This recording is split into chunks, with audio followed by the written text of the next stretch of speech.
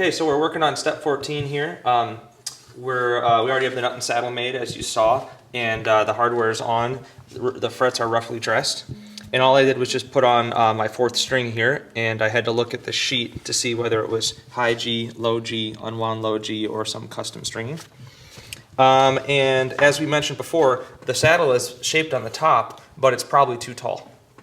And so I'm going to measure it with my string action gauge and see how high the string is at the 12th fret, which will tell me what to do. So if I line up with what's, it's at the 0.110 mark. I want it to be at 0.08, so I have to lower 30 here.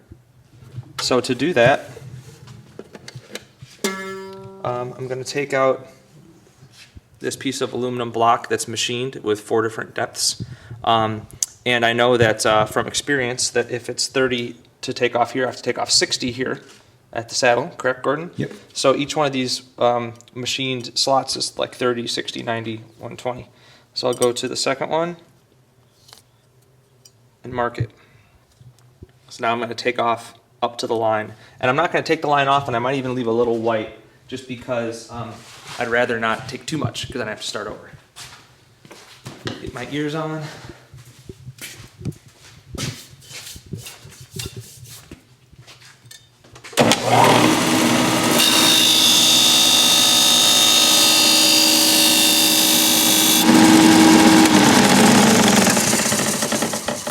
So if we close up Gordon, we can see that there's pencil line still and a little bit of white. It may still be a little too tall, but I'd rather have that than have to start over. Put it back in. Rough check, and it says it's at 0.080, which I like.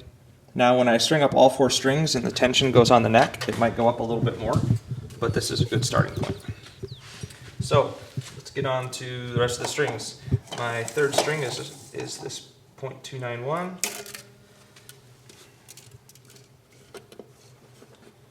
And we have other videos about tying knots for your strings and for how the peg heads string and everything, so I won't talk about it. I'll just kind of keep moving.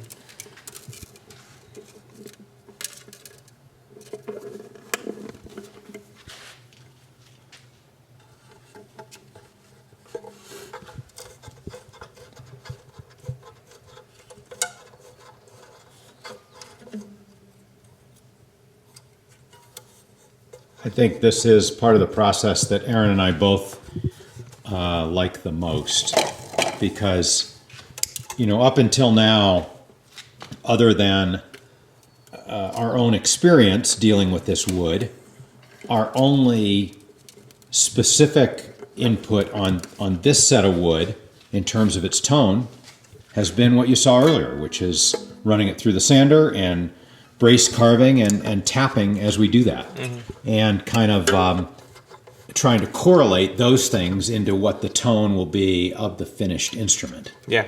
So, and then plus, you know, it's almost about to make music, and I like to make music, so it's a good part of my day. 224. When I first started working for Gordon, I always had to look at the string chart to see what string to use for what. Now everything is for sure memorized. Even the weird stringings and tunings, I hardly have to check that chart anymore. But yeah, like Aaron, I just feel like, you know, what he's about to do, which is, you know, strum this and have music come out of the sound hole. It's like what this tree, you know, gave us, and it's what it was grown to do, is make music, and now it's going to get to. It's funny too, we had a customer comment that they thought there were 14 steps to building the ukulele, which there is, but it's not 14 steps, it's like, what, 1,000? It's 1,000 tiny little decisions that need to be made. Just 14 resting points. Yeah.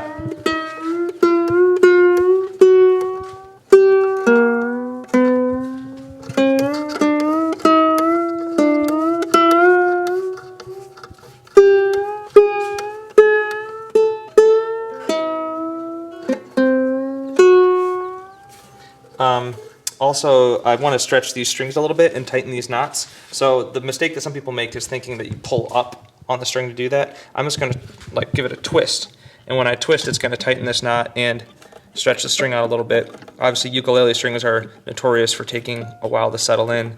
Even with all the stretching and playing I do, it'll still settle during shipping and etc.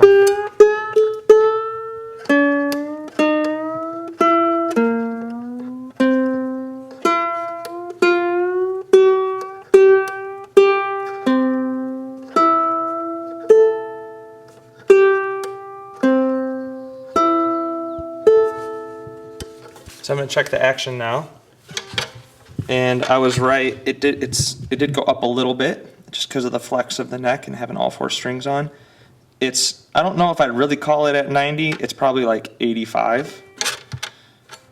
I might lower it a little later. It kind of depends how things feel, and also I still have to double check the nut slots. They could still be a little tall. So first I'll check for some buzzing.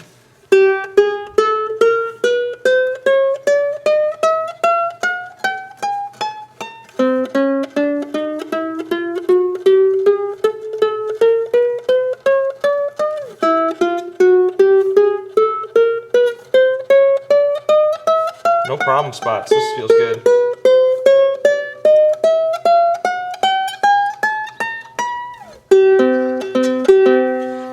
That's happy. So what we just did, if there were buzzing or problems with it, it could be another half-hour of work. It could be a lot longer than that. It just kind of depends. It's our most variable step. Yeah, we do so much to guarantee its precision, but it's just going to do what it's going to do. And so it's nice to string that up and not feel like there's any really horrible problems. So I'm going to retune the strings again real quick.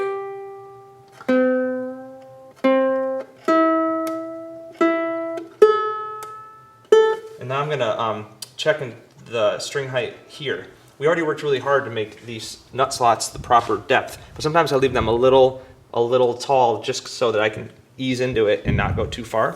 So the way I check it is I'll fret at the 5th fret, and then I tap the string right above the 1st fret and see how much it travels and feel how much it travels. And I don't have a good answer about how much that's supposed to be with a feeler gauge or something. I just know what it feels like.